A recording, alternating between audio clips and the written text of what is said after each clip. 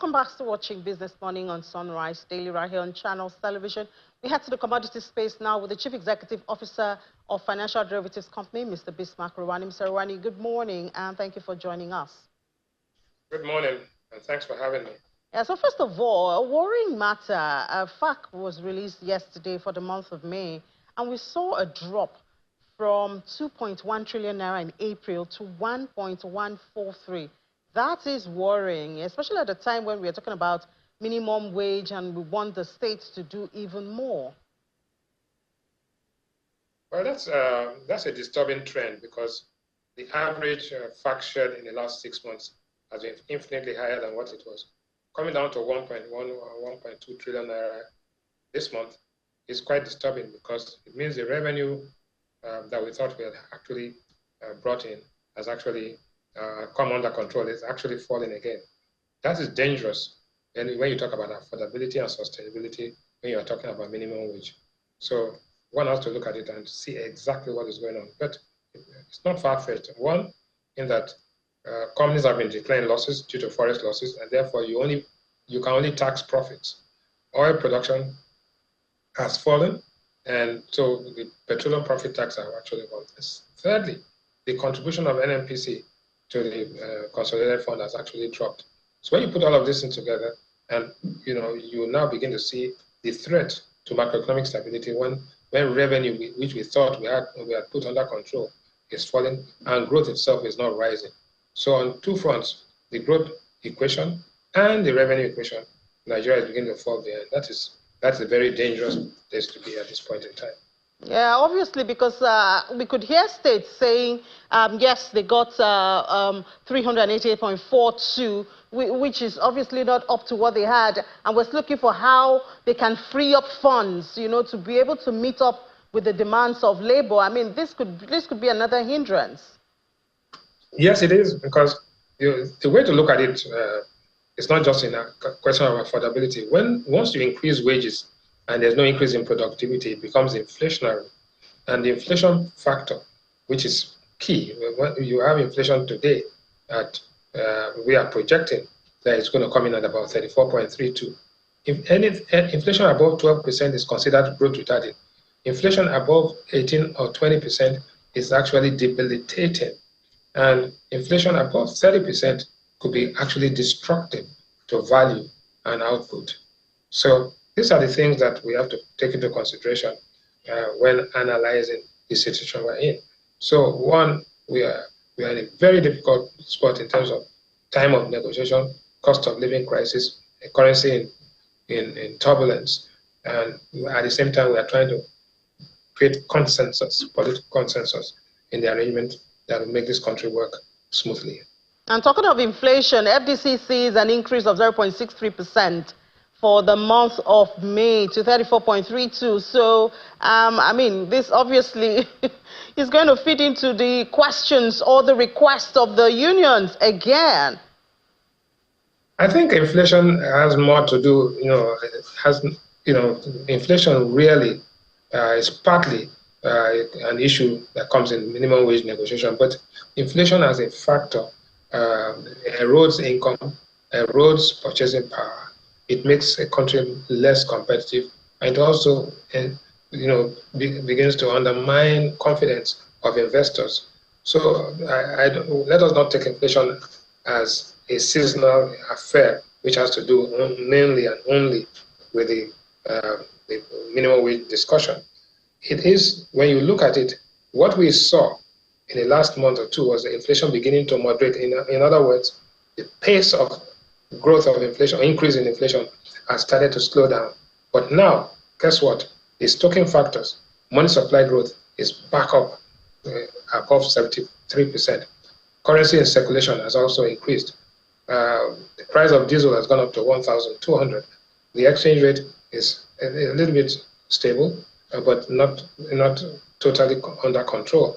So when you put all these factors together, it makes us fear that our projection that inflation begins to moderate in July, August is not going to happen. Therefore, we think that inflation moderation is going to start taking place later in the year, if anything. However, this month we have the Ramadan festival this month, and you can see that the price of a ram, I understand, in central markets as high as 300,000 naira. This was something that was going for about almost 70,000 a year ago. So we are in dire straits, actually, to be honest with you. So, I mean, I'm looking at this currency in circulation rising by over 1%. I think we have it right here. Currency in circulation by 1.07% to 3.97 from 3.92. And I'm thinking, but the federal government has been very aggressive, mopping up money in circulation through the securities. Or doesn't it fit in? I think we should differentiate between currency in circulation and money supply. Currency in circulation is cash. That is, you have 1,500 naira notes, 200 naira notes. That is one thing.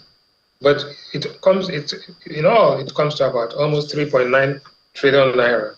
But money supply itself, the broad money supply itself, is 96.97 trillion. That is what is disturbing. It increased by 73%. The money supply growth was actually 69% last month, and it has now gone to 73%. Once money supply increases, you are bound to see a higher level of inflation. So that's a dangerous sign, and we need to bring that in. This is after the MPC had increased interest rates by 1.5%. But you see, money supply itself is a function of the fiscal deficit, the spending by the government, or extraordinary spending. So when you put all those together, you have to have a holistic approach to bring all these things under control. If not, what is going to happen is that whilst you are actually controlling one variable, others are running away from you and begin to pull you back. And that is why today we have difficulty when you look at food inflation, look at core inflation, look at urban inflation, and look at non-food inflation, the non-food basket. All of these variables are pointing towards some difficulty, including month-on-month inflation, which actually declined last time.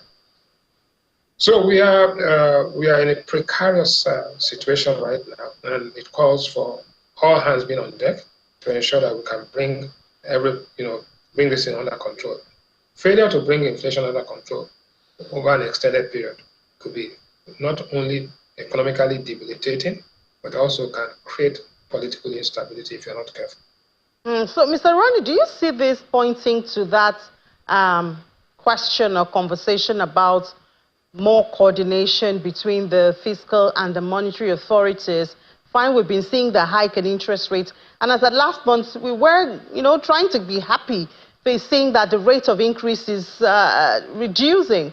But I mean, if your projection comes on, it means that perhaps the hike in interest rate is not doing as much as we thought it should be doing. There are limitations to monetary policy tools in terms of controlling inflation, because inflation has many factors that actually push it. So, you have things like exchange rate depreciation, you have output constraints, you have logistics costs, you have the price of diesel, you have the price of gas, but more than anything else, it is the insatiable amount of spending, federal government spending, not just legislators spending and all that, but spending, not just federal government, state government spending generally without a corresponding increase in productivity can be a stoking factor for inflation. So, and also we are looking at historical inflation. Inflation expectations as we go towards the end of second half of the year, when people now begin to position themselves for Christmas spending and other things, you will now begin to see that those things that can undermine productivity and also begin to push the inflation moderation expectations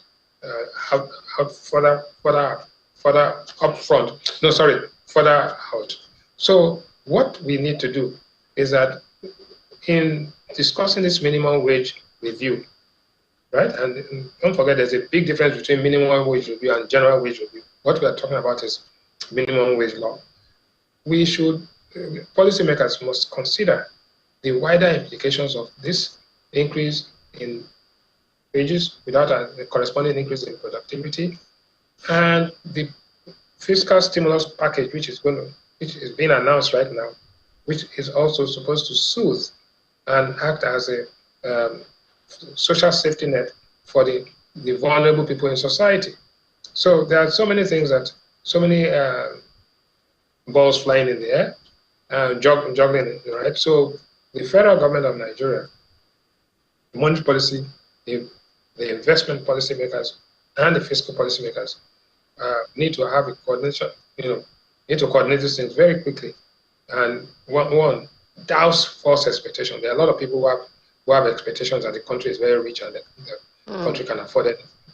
We need to control the ostentatious spending that we are seeing around the place so that sacrifice can be shared equally across various strata of society, because that is a major issue. When you cannot see people living ostentatiously and lavishly on one hand, and on the other hand, you're asking people to make sacrifices. That is where this whole idea of leadership and coordination of the activities of the government, so that we're sending out the right signals and anchoring expectations rightly. I think that is the key issue now. All right, Mr. Rewane, I think it goes back to what you said some time ago, that the government needs to tell the people the truth.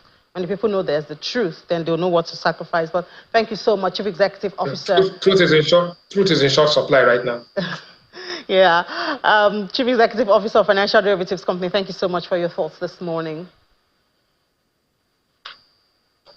All right, now we need to head back to the Sunrise Daily Studios. I just have time to tell you that the all-share index yesterday at Nigeria's stock market was positive at the close of trade, 0.58% in the positive. And yes, you do have it there, but we don't really have time. And the market gained 324 billion naira. So it's a good one. But you get intraday numbers during 1 p.m. Our 1 p.m. program, that's Business Incorporated. You don't want to miss it. Ladi Williams will be here with Aniti Edet.